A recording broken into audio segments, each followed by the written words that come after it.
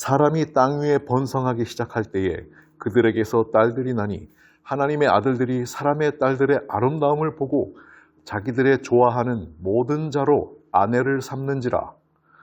여기 창세기 6장 하나님의 아들들로 번역된 히브리 원어는 브네하 엘로힘으로서 구약 성경에서는 천상적 존재, 즉 천사를 가리킬 때만 쓰는 배타적 표현입니다.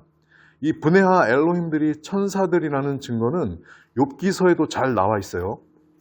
하루는 하나님의 아들들 브네하 엘로힘이 와서 여호와 앞에 섰고 사단도 그들 가운데 왔는지라. 내가 땅에 기초를 놓을 때에 내가 어디 있었느냐? 그때의 새벽별들이 함께 노래하며 하나님의 아들들 브네하 엘로힘이 다 기쁘게 소리하였느니라. 여기 욥기서에 등장한 하나님의 아들들은 사탄과 함께 하늘 주재 회의에도 참석했고 지구가 창조될 때 이를 지켜본 지성적 존재들이기도 했습니다. 이들은 분명 이 땅의 인간들이 아니라 하늘의 천사들이에요. 반면에 신약 성경에서도 하나님의 아들들이라는 단어가 등장하는데요. 너희가 다 믿음으로 말미암아 그리스도 예수 안에서 하나님의 아들들이 되었으니 피조물에 고대하는 바는 하나님의 아들들의 나타나기를 기다림이니. 여기 신약 성경에 등장하는 하나님의 아들들은 헬라어로 휘오이데우 혹은 히몬투 데우로서 그 뜻은 거듭난 그리스도인들을 가리키지만 이들 역시 종국에는 부활 시에 천사와 같은 새로운 몸을 입게 되는 존재들이기에 하나님의 아들들이라 일컬어지는 것이고 결과적으로 구약의 천사들 브네하 엘로힘과 연결된다고 볼 수 있습니다. 어떤 분들은 창세기 6장의 하나님의 아들들이 천사들이 아니라 인간, 즉 셋의 후손들이라고 주장하는데요. 이는 전혀 성경적 근거가 없습니다. 인간들의 억지 해석이에요. 창세기 6장 하나님의 아들들이 셋의 후손들이 아닌 합리적 이유를 말해보겠습니다. 첫 번째, 셋의 아들들이 가인의 딸들을 자기 원하는 대로 아내로 삼았다? 이게 정말 가능한 일일까요? 오히려 그 당시 도시를 건설하고 기술 진보를 이룩하여 육축으로 불을 축적 및 금속으로 각양기계나 무기를 만들어서 권력까지 갖게 된 것은 가인의 아들들이었어요. 더군다나 일부 다처제 풍습도 가인 족속에서부터 시작되었죠. 기술과 무기가 발달하고 문화적으로도 일부 다처제가 허용되는 가인의 아들들이 힘없는 셋의 딸들을 강제로 아내 삼았다면 논리적으로 맞겠지만 시골에서 조용히 양이나 치는 힘없는 셋의 아들들이 가인 족속을 쳐들어가 자기 원하는 대로 모든 가인의 딸들을 아내로 삼는다는 건 논리적으로 맞지가 않습니다. 그것도 도시 문명 속에서 부와 향락을 누려 호락호락하지 않았을 가인의 딸들이 셋의 아들들이 유혹한다고 넘어오겠습니까? 그리고 창세기에는 이 하나님의 아들들과 사람의 딸들의 결혼으로 포악한 네피림이 태어났다고 하는데요. 왜 유독 셋의 아들들과 가인의 딸들 조합에서만 네피림이라는 포악한 용사가 태어나야만 하는 건가요? 반대로 가인의 아들들과 셋의 딸들이 결혼하면 네피림이 태어날 수 없는 건가요? 우리가 모르는 무슨 유전 법칙이라도 있는 건가요? 그러니까 제 말은 왜 당대의 포악한 용사들은 유독 셋의 아들들과 가인의 딸들의 조합으로만 태어나야만 하느냐는 것입니다. 오히려 부와 권력을 축적하여 포악해지고 거만해진 가인의 아들들이 셋의 딸들을 마음대로 아내로 삼아서 그 사이에 태어난 아들들이 그 아버지를 보고 배워 포악해졌다면 상식적으로 더 납득이 되지 않을까요? 보통 아들들은 아버지를 닮게 되니까요. 아무튼 셋의 아들들과 가인의 딸들의 조합이든 반대로 가인의 아들들과 셋의 딸들의 조합이든 특정 남녀 사이에서만 사납고 포악한 용사가 태어난다는 해석은 유전 법칙으로 설명이 되지 않고 논리상으로도 합리적이지도 않으며 창세기 6장의 맥락에도 어울리지 않습니다. 그리고 경건한 믿는 남자가 불경건한 불신 여자와 결혼하면 무조건 홍수 심판이 오는 건가요? 성경은 일관되게 하나님의 백성이 이방 족속 여인과 통혼하는 것을 금지하며 배도와 우상 숭배의 늪에 빠지는 것을 경계하고 있긴 합니다만 이러한 성경의 맥락 때문에 창세기 6장을 경건한 셋의 아들들과 불경건한 가인의 딸들의 결혼으로 보는 것은 무리한 성경 해석이라고 봅니다. 창세기 6장 초반 내용은 기록 그대로 단순하게 인류의 번성과 그 번성 중에 사람의 딸들이 태어났다는 일반적인 인구 쇠퇴 현상을 보여주고 있는 것이며, 그것을 무슨 셋의 후손, 가인의 후손으로 나누어 해석할 여지를 주고 있지 않습니다. 우리가 한 가지 기억해야 할 사실은 홍수 이전 노아 시대는 지금과는 달리 천사들이 인간과 자유롭게 교통하는 시기였다는 것입니다. 인간들 앞에 천사가 나타나는 것이 그렇게 특별하고 기이한 일들이 아니었다는 거죠. 이런 시대 배경을 알고 창세기 6장을 보면 하나님의 아들들, 즉 천사들이 사람의 딸들을 취했다는 기록이 그렇게 비상식적이고 기이한 일들만은 아닐 수도 있습니다. 그리고 창세기 6장의 핵심 서사는 세상의 부패로 인해 발발한 하나님의 심판으로 노아의 8 식구를 제외한 전 인류가 멸망했다는 것입니다. 그런데 단지 인류의 부도덕한 결혼, 그러니까 셋의 아들들과 가인의 딸들의 부도덕한 결혼 때문에, 단지 그 이유 때문에 세상 모든 사람들이 죽어야 한다는 것은 도무지 상식적으로 납득이 안 되는 일입니다. 단순 도덕적 윤리적인 범죄를 뛰어넘는 심각한 물리적 부패와 유전적 오염이 있었기에 하나님께서 전 인류를 괴멸하셨다는 것이 노아 대홍수의 서사에 더 잘 들어맞습니다.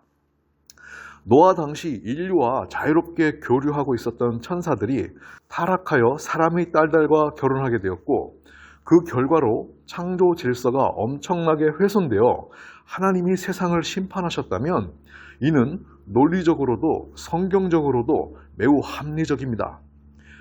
아담과 하와의 타락 이후 하나님은 완전한 인간으로 오실 메시아의 대속을 통한 인류 구속의 계획을 발표하셨습니다.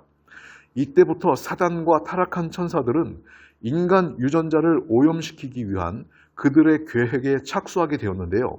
그것이 바로 창세기 6장 하나님의 아들들이 사람의 딸들을 자기들의 원하는 대로 취했다는 그 텍스트의 진실입니다. 이를 뒷받침할 만한 근거가 바로 같은 장 노아에게 부여된 완전이라는 표현입니다. 이것이 노아의 족본이라. 노아는 의인이요 당대의 완전한 자라. 그는 하나님과 동행하였으며. 노아에게 부여된 완전이라는 히브리어는 탐임으로써 이것은 신체적, 유전적 흠이 없는 상태를 가리키는 용어입니다. 그 동일한 단어가 레위기 희생 제물에게도 사용되고 있습니다. 그 예물이 소의 번제이면 흠없는 탐임, 수컷으로 회막문에서 여호와 앞에 기쁘게 받으시도록 드릴지니라. 구약의 희생제사에서는 신체적으로 흠 있는 제물들은 제사에서 사용될 수 없었습니다. 레위기 1장에서 사용된 탐임이라는 단어는 노아의 완전에도 사용된 표현으로서 노아는 그의 세대에 있어서 신체적, 유전적으로 흠이 없는 온전한 인간이었다는 의미입니다. 반면에 창세기 6장의 부패, 타락은 무엇이었을까요? 그때 온 땅이 하나님 앞에 부패하여 포악함이 땅에 가득한지라. 하나님은 창조의 주관에 짐승과 가축, 그리고 기는 것과 나는 것, 마지막으로 인간 역시도 그 종류대로 만드시고 보기에 좋았더라 라고 말씀하셨습니다. 하나님께서 창조하신 모든 생물들은 그 모양, 그 종류 그대로 하나님의 온전한 피조물로서 부패, 즉 변형, 변질되지 않은 흠없는 것들이었죠. 하지만 창세기 6장에서는 이 온전한 피조 세계를 하나님께서 부패, 포악이라는 표현을 써가며 그 지으신 것을 한탄한다고 말씀하고 계시는데요. 이는 내가 그것들을 지었음을 한탄함이니라 하시니라. 그때에 온 땅이 하나님 앞에 부패하여 포악함이 땅에 가득한지라. 여기 부패는 단순 도덕적 타락이 아닙니다. 생각해 보세요. 온 땅, 즉 온갖 생물들이 다 부패했다고 하는데 그것이 도덕일 리가 없지 않습니까?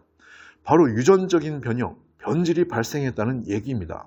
그러니까 하나님께서 그 종류대로 지으신 보시기에 완전했던 하나님의 창조 세계를 파괴하려는 엄청난 유전자 조작 시도가 노아 시대에 발생했었다는 것입니다. 이를 창세기 6장은 하나님의 아들들과 사람의 딸들의 결혼, 그리고 그 사이에서 태어난 네피림이라는 존재로 설명하고 있는 것입니다.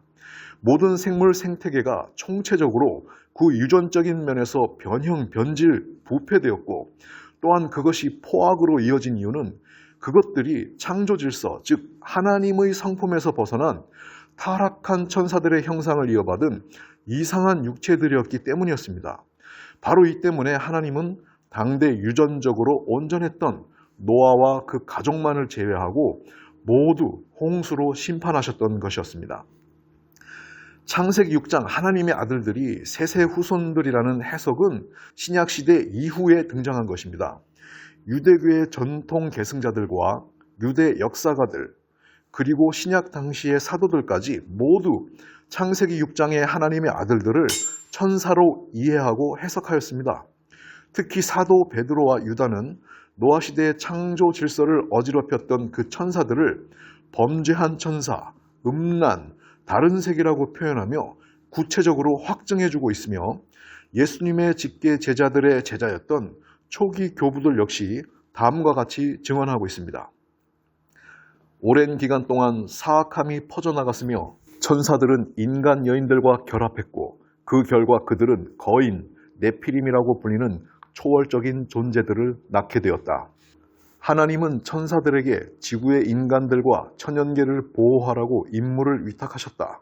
하지만 그들은 그 계약을 깨트리고 인간 여인들의 사랑에 사로잡히고 말았다. 하늘에 사는 천사들 중 가장 낮은 지역에 살고 있던 천사들은 지구의 사람들이 하나님께 보이는 배은망덕을 슬퍼하며 그들이 사람들의 삶으로 내려와 정말로 사람이 되어 더 많은 교제를 통해 그들 사이에서 그들을 벌할 수 있도록 해달라고 간청했다.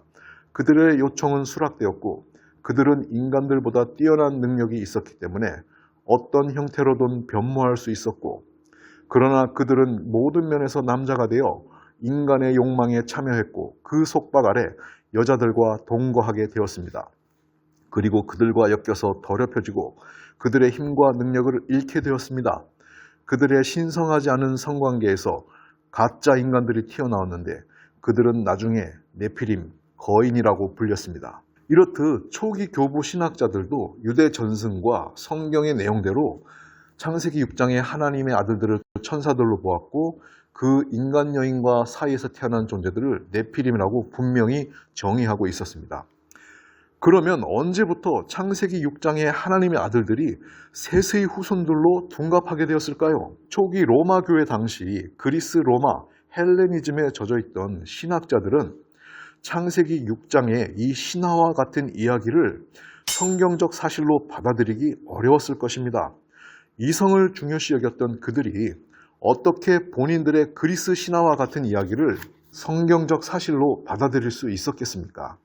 그들은 어떻게 해서든 본인들의 이성과 상식에 부합되게 성경을 해석하고 싶었을 것입니다. 이러한 일들은 오늘날 예수님의 기적과 병 고치는 현상들을 인간의 상식과 이성의 틀 안에서 해석해 보려는 인본주의 신학자들, 즉 신신학적 방법론과 그리고 진화론적 세계관으로 성경을 이해하려고 하는 유신진화론과 일맥상통한다고 볼 수 있겠습니다.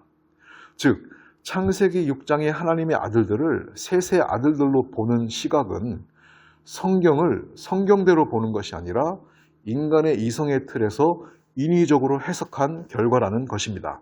다음 2부에서는 성경 구조를 통하여 천사와 인간의 성관계가 어떻게 가능한가를 한번 추적해 보도록 하겠습니다.